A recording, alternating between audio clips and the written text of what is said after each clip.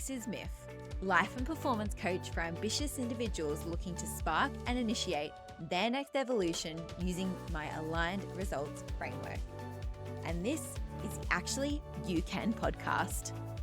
If you're here, you're probably an ambitious individual looking to achieve big things and live a thriving, fulfilled life. If so, you've come to the right place. I believe that in order to reach your goals, you must first do the inner work to gain a better understanding of yourself, your habits, and how you view yourself and the world. You then need to develop sustainable behavior patterns that will best support you in reaching your goals. And this is exactly what this podcast is here to support you with. Be sure to hit subscribe on whatever platform you're listening to so you can easily find this podcast again and tune in to future episodes. We release episodes each week. Today, we explore the importance of failure in personal and professional growth with Chad Hufford. Chad is the founder of a wealth management company called Veritas Wealth Management. He also has a background in biochemistry, athletics, and coaching professional athletes. Chad combines his diverse experiences to help people create a life of abundance and achieve their financial goals. Together, we delve into the lessons we can learn from failure and how it shapes our journey towards success. So let's dive in, because actually, you can. Thank you so much for joining us today, Chad. It's such a pleasure to have you on the show. I appreciate it, and the pleasure is mine. I love what you're doing, Myth, and it's just great to be here and to join you in conversation. And so we're going to talk about the subject of failure today, which is something I think people have so many different relationships with. And before we dive into that topic, you have such an interesting background. I'd love for you to share a little bit more about who you are, who is Chad, and what do you do? Okay. So right now, it looks like a very indirect path to what I'm doing right now. And I just was on a show this morning. We were talking about this and how it all kind of ties in, which I think is going to be great for our conversation, because there was a lot of what most people would call failure along the path. But professionally, Myth, I have a wealth management company. We do a lot of retirement planning, investment management, but really it's coaching. It's helping people create a life of abundance, and it's training their mindsets and behavior even more than it is the investing, because investments are just like any other tool. That you and I both like to work out, and I'll just, you can have the best equipment, the best gym in the world, but if you don't use it correctly, it isn't going to make a difference. So we've learned that we can't just manage investments. We have to manage individual behavior. And where I came from in this, I actually have a degree in biochemistry. I have a background in athletics. I coached professional athletes for a while. I worked with soldiers for a while. I worked with professional fighters for a while. I did strongman competitions back when my knees and back were younger. But what I've been able to do is take little bits and pieces of all those different disciplines. And I think some folks would look at this and say, well, that was kind of off path or it was a detour. And really, I've learned to take all those and blend it into what I'm doing now. And it might be an indirect path to my current profession, what I've been doing for the last 16 years. But really, I think it was the perfect path. And it was just a willingness to learn along the way that allowed me to gain so much from those experiences that could have been lost, that could have been looked at as distractions to getting to where I am now. But I believe that they were learning experiences and makes me better at what I'm doing. Mm. And there's a saying out there, and I'm probably going to butcher it, but it's something along the lines of it's easier to connect the dots when you're looking back. What sense have you made of your seemingly random history? How does that make sense in the present day for you?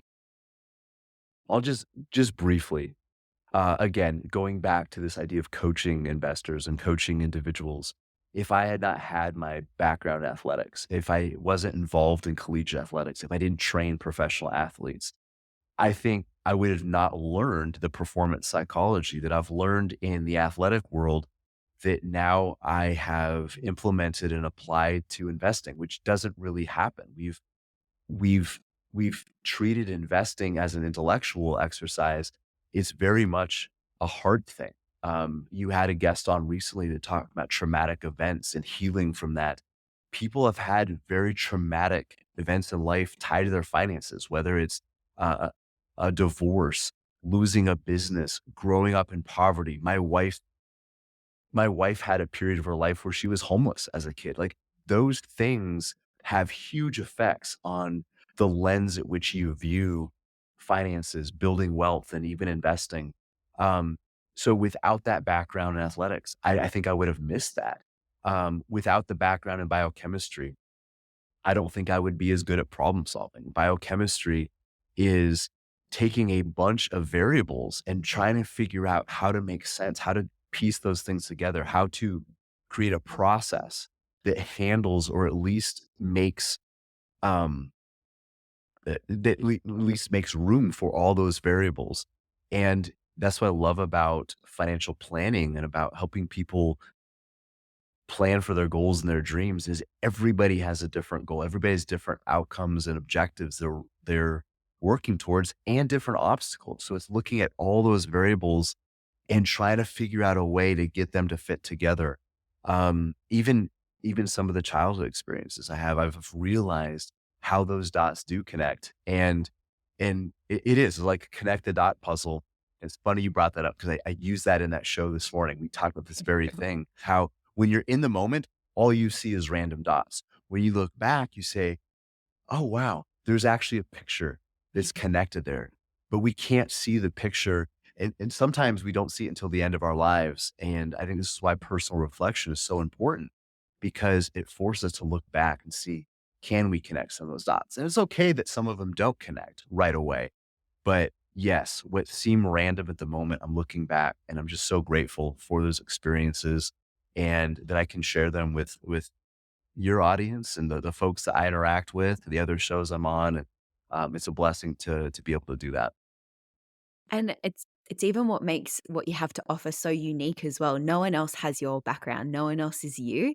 And so who you're showing up as in the service that you're offering today is so unique due to those past experiences, which I think a lot of people often overlook that. If we don't take a traditional path or maybe the most direct path to get somewhere, people see that as maybe a negative sort of thing. But to your point, you're gaining all these different experiences and you can draw upon them. You might not be able to directly draw the link from biochem to financial planning, but there's skill sets that you use in both of them, as you've mentioned, and just the application and the environment were different.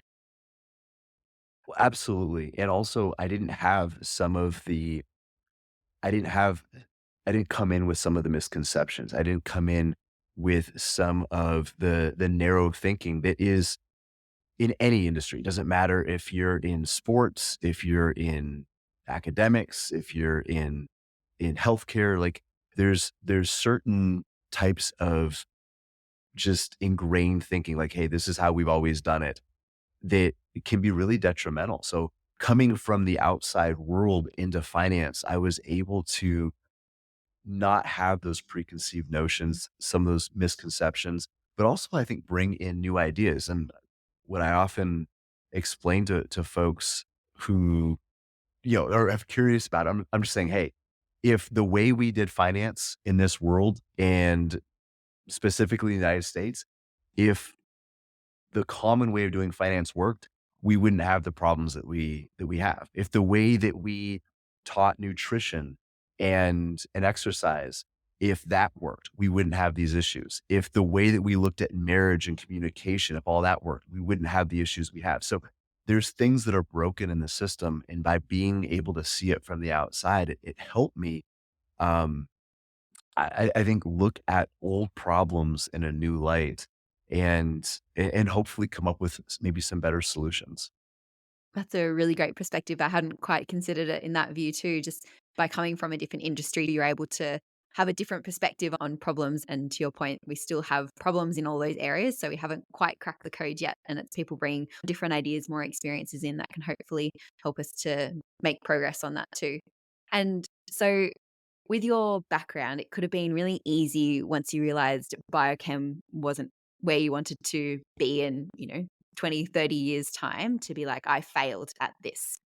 What is your definition of failure first and foremost? Hmm. My definition of Yeah. failure is staying down when life's knocked you down. Mm. I think there's so much we can learn from the process of falling down, even more so the process of getting up, that I don't believe what the world looks like as failure is true failure. Um, Maybe a different way to look at it is failure might be unwilling to learn from setbacks and trials. And here's where biochemistry was really interesting and important in my pathway is in chemistry. We ran thousands and thousands of various experiments. So I did a lot of research on on lipid metabolism, fat metabolism. Um, like back before keto was a thing, I was getting into it. Like, wait a minute, there's something here. Like, I wish I'd written a book on it. I would have made a lot of money. But anyway, it was very, very Not new too back late. then. But I was super interested. And I was doing keto personally 20 something years ago. And a lot of that came from the research that I was doing in the lab. But we were doing thousands of experiments and we always had an outcome of what we were hoping for. But we were more interested in what we could learn from the process because we were very aware that the outcome likely wouldn't be what we thought it would be. So we weren't attached to the outcome. We were more committed to the process.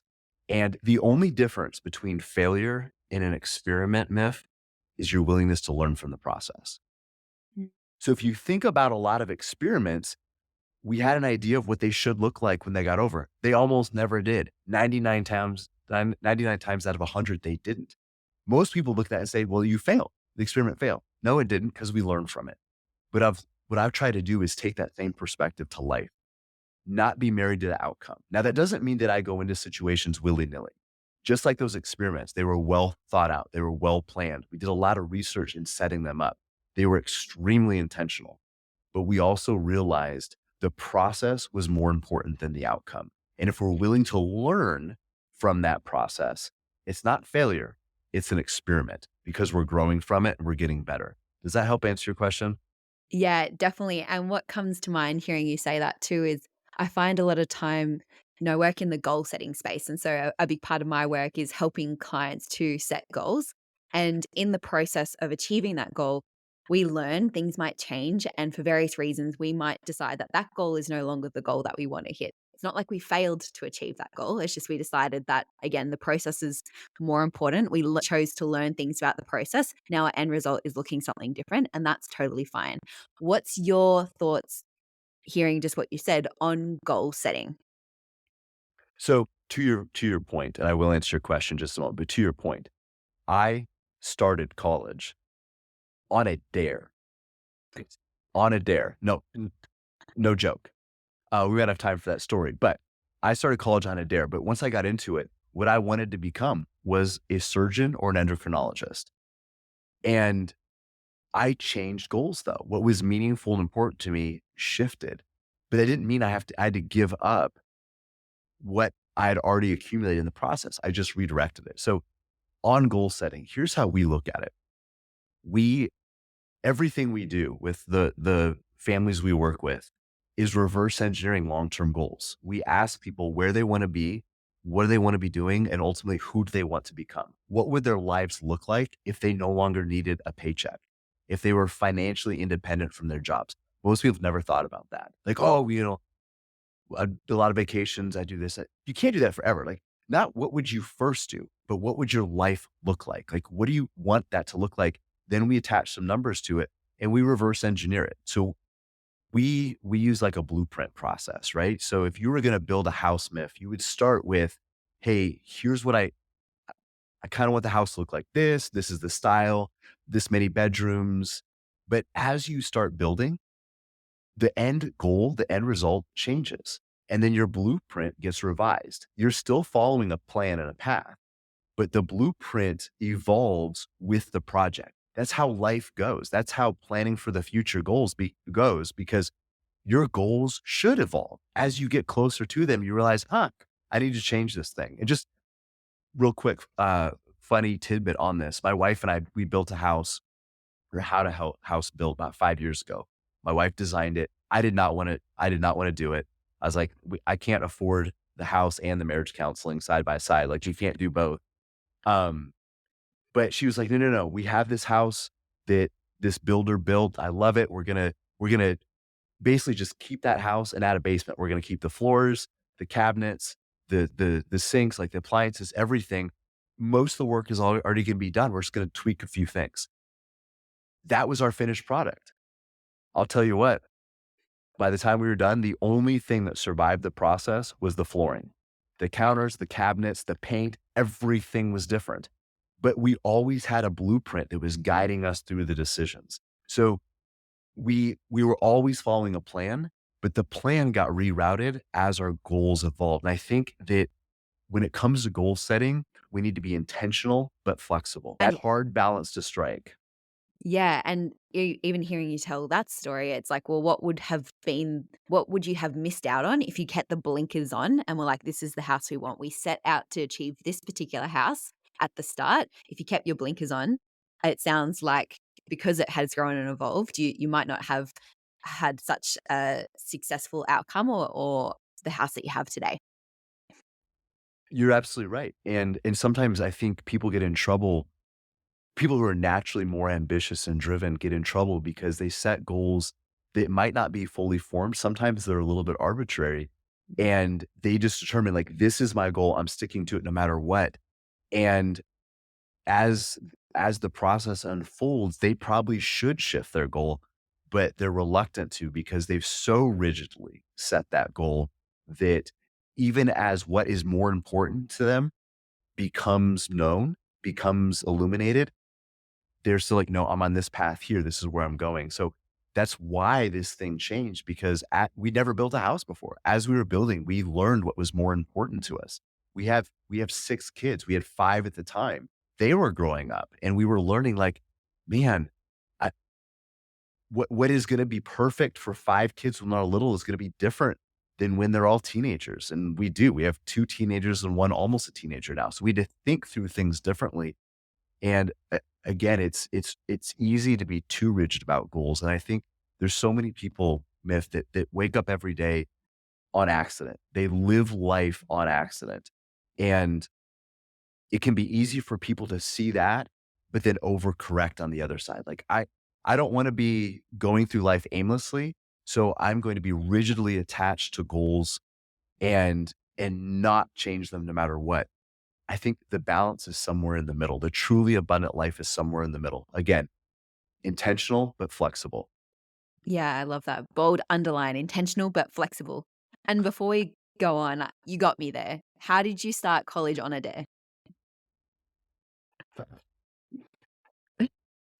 I grew up homeschooled. This is homeschooled in the 80s, long before it was cool. I don't know if it's cool now, but it definitely wasn't cool then. And here in America, people joke about it like, oh, yeah, I bet your mom made your own clothes. I'm like, yeah, what? Your mom didn't? And you didn't match all your siblings? Yeah.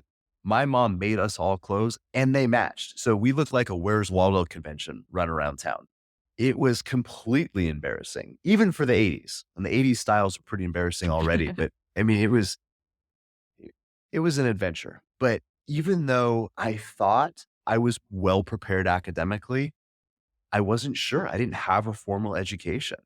And I grew up with, I think, a fairly extreme fear of failure. Nobody likes failure, but I got to the point where I had a very fixed mindset growing up.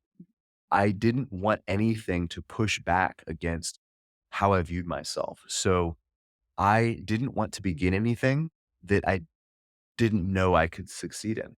I was afraid to start college, Myth, because I thought I was intelligent. I thought I was well educated. I thought I was an academic, but I didn't want to begin something new and have myself proven wrong.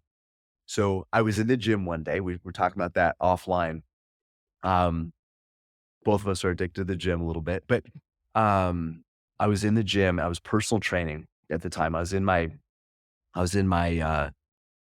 late teens, and I was making a really, really good wage back then. Even today, it would still be a pretty good wage.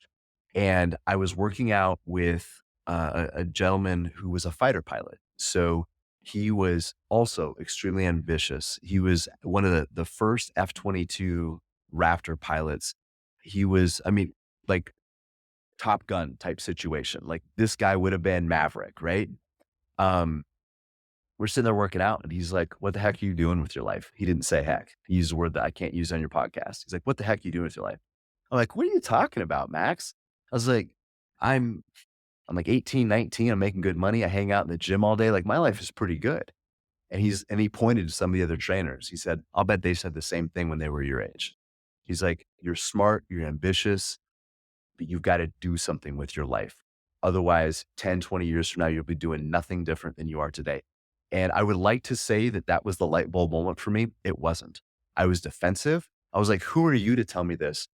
Um, but here's what was important is he was very into the gym and into physical fitness. I knew that was very important to him, but he also had a tremendous career outside of that.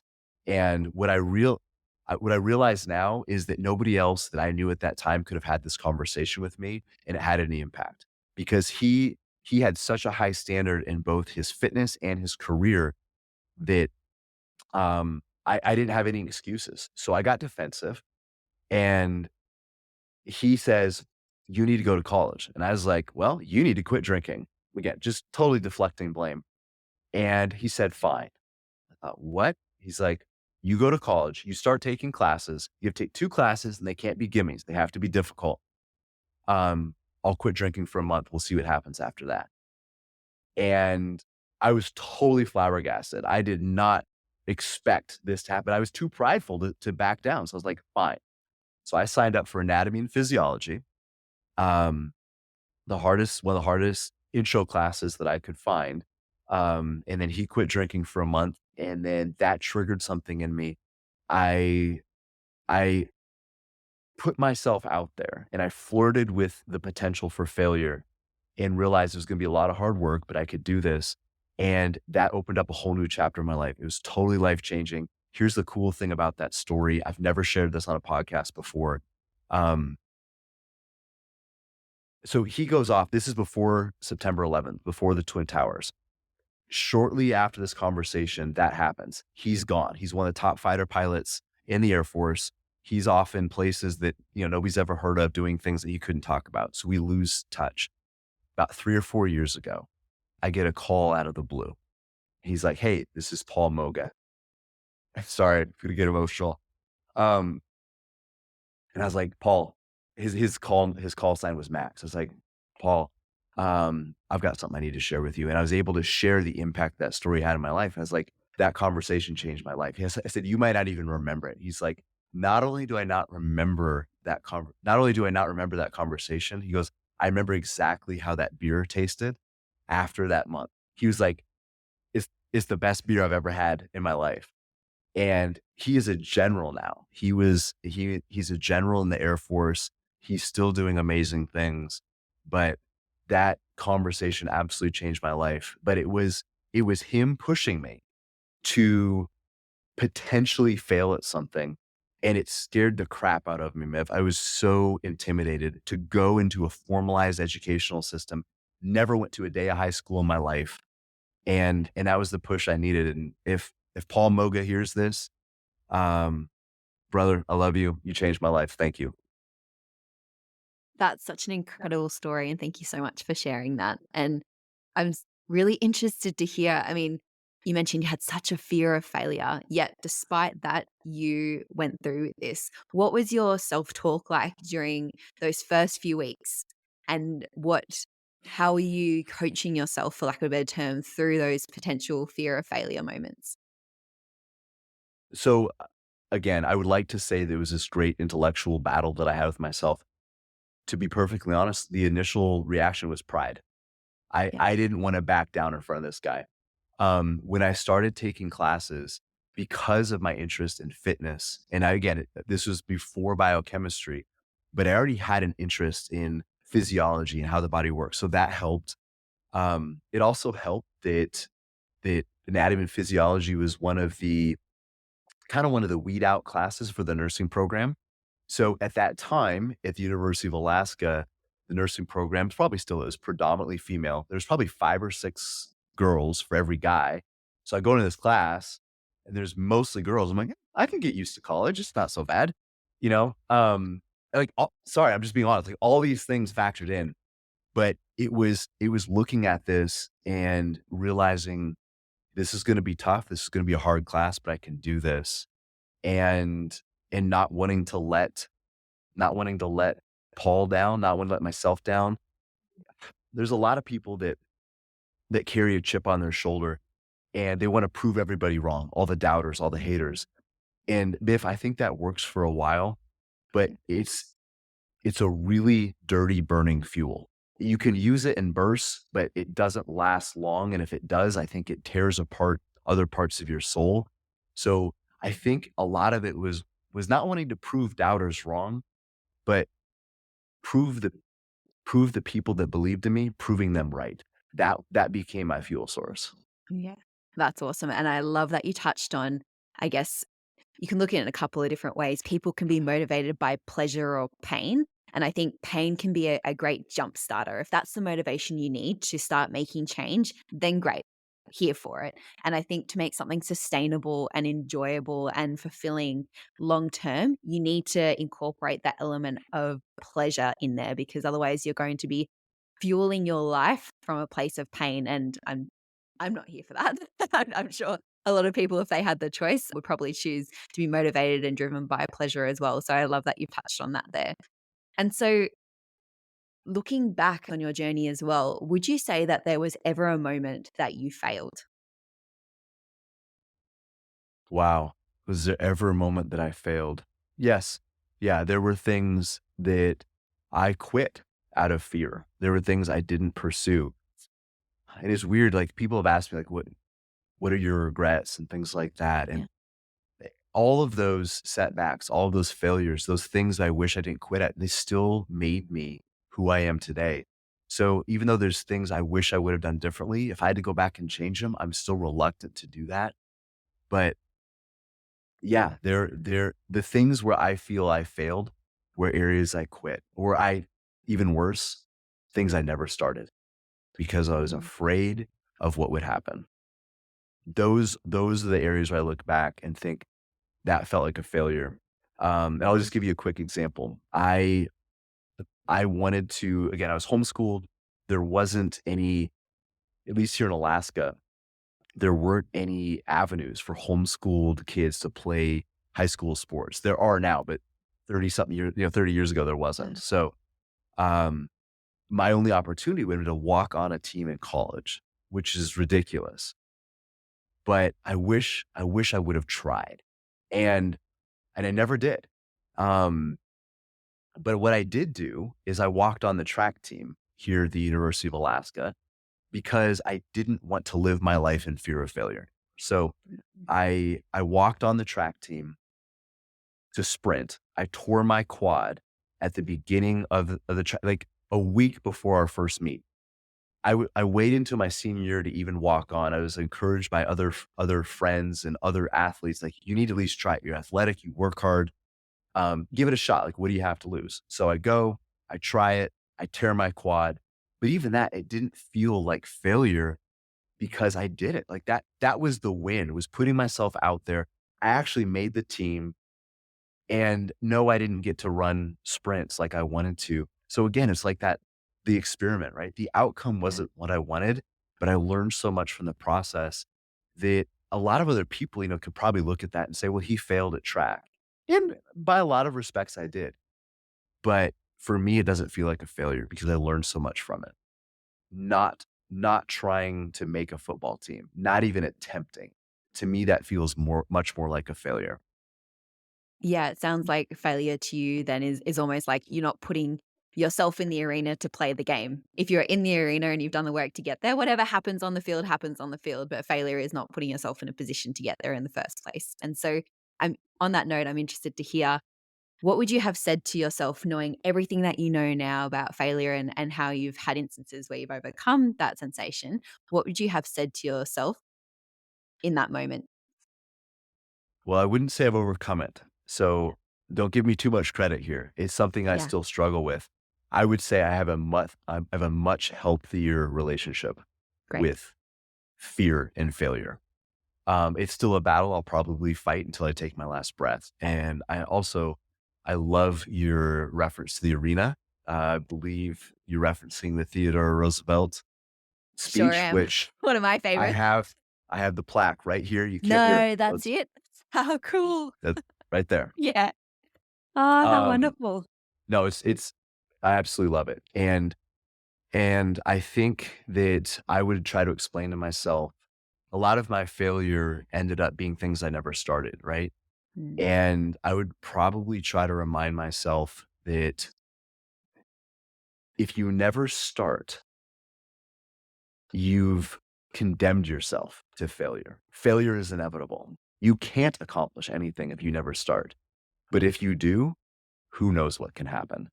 mm, And even though I didn't end up being a surgeon, I believe God redirected my path. I don't know your belief system. But for me, I believe it was divine intervention.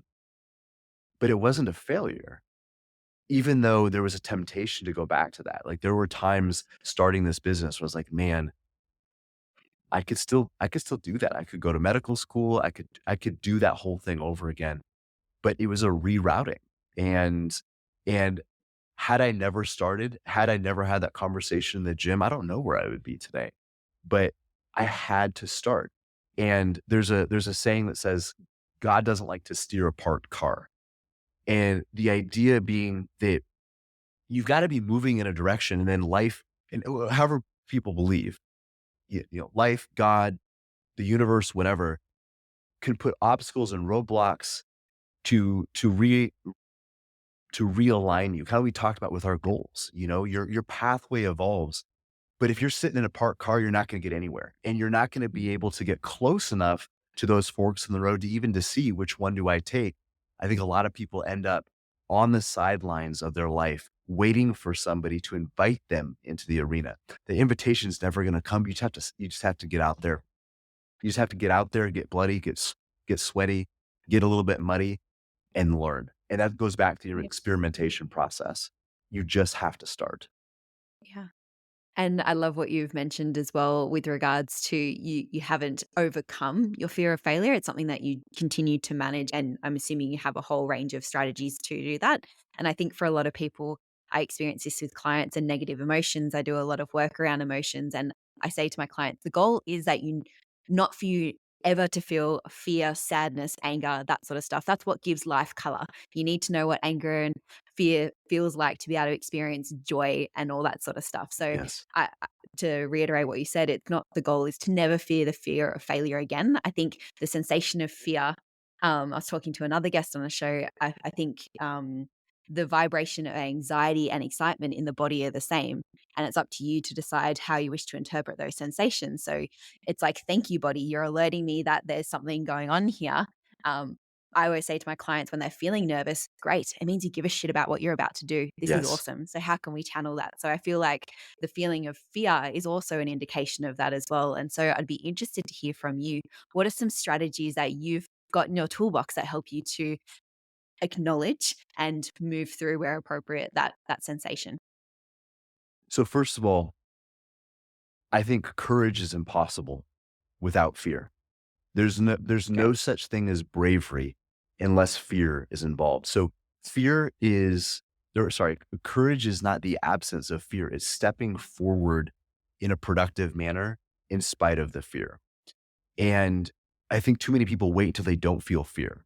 They're going to sit on the sidelines until that feeling of fear has left. It doesn't. You and I both know feeling of fear and anxiety grows when you're watching from the outside what you should be doing. Yeah. So it's stepping out in spite of that fear. But as far as strategies, what we try to remind people is even in investing, the pain of regret is much, much greater than the pain of fear. The pain of overcoming fear, it's like somebody standing on a high dive. This is not going to be a perfect analogy, but let me work through it. You're standing on a high dive. You're looking down. All the kids are watching. You're 12, 13 years old. You're in a swimsuit that doesn't fit. You're uncomfortable. You're afraid to jump, but you're super uncomfortable standing there. You're not comfortable where you are. You're still experiencing fear. But if you can build up the courage to jump, you have to get through that threshold of fear. And there will be some fear on the way down, but it passes. It's momentary. But if you stand there on that high dive, you will have that fear living with you and it becomes a part of you. And then if you turn tail and back down the high dive, you're going to live with that fear and that regret for the rest of your life because you'll never be able to go back and replay that moment. Maybe you could jump another day. You're still going to have that tinge of regret, just like I do for some of those things that I never stepped out and did. But I carry that pain with me because it reminds me to not let that happen again. Even when I'm standing on the high dive in life, to jump and remember that the pain of regret lasts forever. The pain of action is momentary. I love that analogy, and it reminds me of something that I read recently in Dan Pink's book, When, I think it is. And he mentioned that with regards to timing and moments, in a particular event, we're going to remember a really key emotional point. So to your point, the moment you're standing Yes. on the high rise, and then we remember how things end. So for someone who was on the high rise and didn't jump, they're going to remember feeling fear and then not taking that action, as opposed to someone who's going to remember that fear and then the action, what they the courage that they had to use to overcome that initial fear and how it ended. And that's what's going to stick with them. So I think that was a really great analogy to something else that I heard as well. Well, the Heath brothers wrote a book called Power of Moments that talks about that Yeah, got that one as too. well. And here's what's really important that I didn't explain earlier, and you sparked something in me. When we have those moments that we can look back to where we did overcome fear, where we were truly courageous, where we had bravery, it's the reminders that is tangible proof that we are the types of people who can overcome things. Because when life hits you again, when life knocks you down, and it does, and I think too many people try to spend their energy figuring out how to not be knocked down instead of how to get back up. But when you have those moments, you're like, you know what? It was scary and I jumped anyway. When you're faced with that high dive moment again, you can remind yourself, I've been here before, I've been scared before, and I still took a step forward. I still jumped. And if you can start stringing some of those moments together, again, I don't think the fear sensation ever leaves, but some of the hurdles, some of the activation energy, it's a biochemistry term. So the activation energy necessary to overcome that fear gets lowered a little Yeah. bit because you've proven to yourself you're the type of person who can overcome fear and still make positive actions. I would use a gym analogy going the more back squats you do, the better at back squats you get. But I really like the term activation energy. I might pull that one. That sounds a bit better than keep talking about gym references. So thank you for that. Well, and the idea of activation energy is just that there's a downward slope, but it's like if you have a boulder on the edge of a hill, but there's a little lip on the edge of the hill. You have to push that boulder up over the lip. And once it gets over the lip, it starts rolling. You start getting momentum. But too often it's the activation energy required to get that momentum going. That's what takes so much energy and effort. And I don't remember the exact numbers, but the amount of energy to get a rocket into space just out of the atmosphere is like 10 times what it takes to get that rocket from the atmosphere to the moon and back. It's that first few thousand, the few first, excuse me, the first few thousand feet of that journey. That's what takes a lot of the energy. Once you get past the hold of the atmosphere, things actually start going smoother. Now, it still takes energy, it still takes intentionality, but it's powering through the atmosphere of our current habits, our current mindsets, our current behaviors. That's what takes a lot of that energy. Sorry, I'm using a lot of metaphors and analogies that I'm not used to using. So, um, but I think they're working, right? So, but once we break through that atmosphere of our current world, our current sphere of influence, then we actually start building a lot of momentum. But it takes so much. A lot of people quit before they ever have that breakthrough. Before they ever have that breakthrough. 100%. And my mind loves a good story. So keep the analogies and metaphors coming. And hearing you say that, the one thing I think about is anticipatory stress. And often the stress that we have in the lead up for the event is more stressful than actually the event itself. What would you say to that? Absolutely. I think that, and even if it's not, I think you're right. But even if it's not, um, if we knew how difficult things would be, sometimes we would never do it. Like if people knew how difficult starting a business would be, they might not ever start one. So Mm, sometimes not knowing can be a benefit because we don't have to handle all the stress at once. We handle it in chunks. mm, But if we knew the magnitude of what that undertaking would take, just like writing a book. You know what that's like. Like if you knew what the full magnitude, you might not have ever started the process. So that's sometimes not knowing can save us from that fear building up. But to your question, I think in most situations you're right. There's a quote, and I can't remember who said it.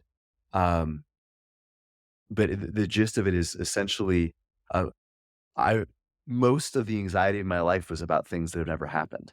And we play this story in our heads where we think of all the things that could happen and all the branches. So we're on this pathway and this could happen. And then these things could happen. These things could happen. We play these movies in our head, all the what ifs. And if that's exactly what I was doing in my teens and early 20s, was playing all the what ifs, all the catastrophic things that were going to happen if I failed a class, if I wasn't accepted, if I didn't make the team, all these different things, all the what ifs. And in reality, the the setback was not nearly as bad as the stories I was playing in my head. mhm. And hearing you speak, it's really evident now that you've moved from having a fixed mindset to a growth mindset. So no doubt you're out there doing things that are going to make you mildly uncomfortable, or you just feel that feeling most days, because I think most ambitious people do. They're always putting themselves in uncomfortable situations. What's something that you're working on at the moment that is bringing up those fears of failure for you at the moment? Well, there's quite a few things. And just real quick on that, one thing I'm gonna mention, um, the only difference between being in a groove and in a rut is how long you stay there. So you hear people talk about, "Oh, man, like, she's really in her groove, like, things are going well, you're doing great." But your body's ability to adapt requires stress and struggle. There's a book, you might be familiar with it, called The Talent Code by Daniel Coyle. You familiar with I've that? heard of it. I haven't read it though, but I've heard of it. You will love it. You have to Yeah, read it. But cool. it talks about how the nerve connections require struggle. If we don't have struggle, Mm. the myelination, which is the sheath that covers our neurons. Sorry, your audience is getting probably more physiology and biochemistry than they wanted, but it basically allows those nerve signals to travel faster and more efficiently. Unless there's struggle and stress, it doesn't happen. So we have to push up against failure, at least flirt with it in order to improve. Um, but some of the things that I'm working on right now, uh, and these are for more than just personal development, but one of the things I'm doing is teaching at my church. And it used to take me weeks to come up with a sermon. Now I've got to come up with a lesson every single week. And sometimes they're not great. And the the shoes that I was filling, the guy who used to teach this class just stepped down as president of Liberty University. So this guy was big time, you know, and I'll be honest, not everybody loves the new guy teaching the class. Like they had somebody who was really, really good, but I've got to go every single week and try to add value and encourage people and again is flirting with failure. And you know, we mentioned I mentioned briefly the book writing process. I'm in the middle of that myself, and this is a whole, pardon the pun, it's a whole new chapter in my life. I've never done this before, but it's forcing me to take all these ideas, all the experiences, the lessons I've learned and condense them. But in business, that can be fairly comfortable. Like we've got a great business, got a great team around me, but this is saying, hey, I'm going to take this new step. We're going to add this new thing in there. I'm going to be criticized. I'm going to be rejected, talking to publishers and things like that. And finally got a couple that are on board. But, it's, as you're putting yourself out there in a different way, and in having to not only create a better relationship with failure, but also rejection, learning how to not take Yeah. it personally. Um, and those are things that are keeping me uncomfortable, but they're also growing me. And I believe will make me better in my business, make me better father, better husband, and hopefully better in conversations like this. So other people can learn from our experiences and maybe don't have to go through as much pain as we did to learn those same lessons. And I've learnt a lot in the last 40 or so minutes we've been talking, so you're definitely well on your way to achieving that goal, if not already achieving it. So thank you very much for that investment. I know there's a lot of people who are already benefiting from it. And so I'm really interested to hear what's a really actionable step someone can do in the next 24 to 48 hours to develop a more healthier relationship with failure? So going into a possible situation, I call it flirting with failure. Anytime there's a situation where I'm like, I might not fail, but I'm going to at least flirt with it. I'm going to come to the edge of it, right? What am I looking to learn from the process? That's a huge question to ask, regardless of the outcome. What am I looking to learn from going through the experimentation, the derivation, whatever the implementation, whatever that looks like? What can I learn? The other thing is, and this is going to sound paradoxical, and it probably is, but what is the ultimate objective? And what, how is this going to benefit my future self? And what we try to do professionally is take a future goal. We'll just say, financial freedom. Um, and then reverse engineer that to what somebody is doing today. So we oftentimes don't have a great relationship with our future selves, right? So you went and worked out earlier this morning. I did as well.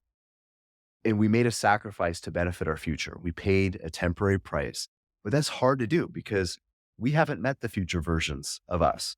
And we don't even know if we're going to like them, right? We hope that they're nice people and they probably are great. But when when we are doing things to benefit the future versions of us, it can feel like a cost in the moment. Yeah. What we want to do is develop a better relationship, a more tangible vision of the future versions of ourselves. So when we do experience setbacks, when we do experience pain, we don't look at it as a cost. We look at it as an investment. We're Mm. investing in the future versions of me. So whether it's somebody who's starting a new degree program or maybe changing degrees or starting a new job, starting a new business, starting a diet, getting back in this gym, they're worried about the judgment. They're worried about what's everybody thinking about me. Somebody who's investing and the stock market goes down and their 401k looks more like a 301k. Like all those things happen. It's a normal part of life, but it's okay. How does this connect to the long-term goal? I think is really important. And then reverse, like I said, reverse engineering the process. So we have a connection between what I'm trying to accomplish in the long term and what I'm Yeah. doing today. Perfect. I love that. It sounds like it's taking a moment to connect with your future self because all the decisions that we have in our present day are a result of decisions made by our past self. And we can choose to keep those with us, or we can be making decisions going, what do I want in my future? And it sounds like that can also be fuel to help support to get that momentum and initiate through the fear of failure. And another way to look at this, and maybe this would have been a more concise way of putting it, is this decision, this choice I'm about to make, regardless of the outcome, the choice I'm about to make, would my future self be proud of Mm. the action that I'm going to engage in? Because even if this action doesn't have the same outcome, would I be more proud of trying it anyway or giving up before I even started? And sometimes there's times where like, you know what? This is probably not a good move. I need to consider other options. But I think too often creativity and dreams are choked out by pragmatism long before they ever begin, because we think of all the reasons why this great idea won't work, and we forget to ask ourselves how to make it work. So, Mm. would my future self be proud of the choice or the action I'm about to take? I think is a good lens to look through. Love it. And thank you again so much, Chad, for all the knowledge and wisdom you shared from your diverse backgrounds, which have perfectly positioned you to where you are today. Thank you for sharing all that with the audience and myself today. It's so appreciate it. It's been my pleasure. I've had a lot of fun in this conversation. You almost made me cry a couple times, so apologize for the emotions, but no, this was just a raw and honest conversation, and I thoroughly enjoyed it. And thank you for the opportunity to share. Thank you. Pleasure's all mine. And so if someone's keen to learn more about Chad and more specifically your book, how can they do that? Well, the best way to kind of stay on top of what we're doing is following myself on LinkedIn or following Veritas Wealth Management on Instagram. Our website is veritasalaska.com. And for folks who are interested in the book, it's Forging Financial Freedom. It's about the mindsets necessary to create a life of abundance. And if they visit forgingfinancialfreedom.com, they can be on our pre-launch list, and we'll give your audience a special discount, almost free version of the Kindle. That's again, that's forgingfinancialfreedom.com. Thank you so much for that. I really appreciate that offer. And for the listeners, I'll put all those links in the show notes. So don't worry about trying to scribe all them down while you're walking or driving. I got you in the show notes. But thank you again so much, Chad. Really appreciate your time today. You're awesome. Keep up the great work. Thank you for joining me today for another episode of the Actually You Can podcast. I so enjoy having you here, and I hope you've taken away powerful insights and tools that will support you to achieve your high-level results. Now, before you go apply all of this wisdom in your life, I would be so grateful if you are able to leave us a podcast review on the platform that you're listening to, or share this episode with a friend. Your support means that we can help more self-led, high-performing individuals just like you expand what's possible for them. I'd also love to hear your thoughts on today's episode, so please go on and shoot me a note on socials and let me know what you think. You can find me on Instagram at MiffGalloway. Now, go ahead and make those dreams a reality, because actually, you can.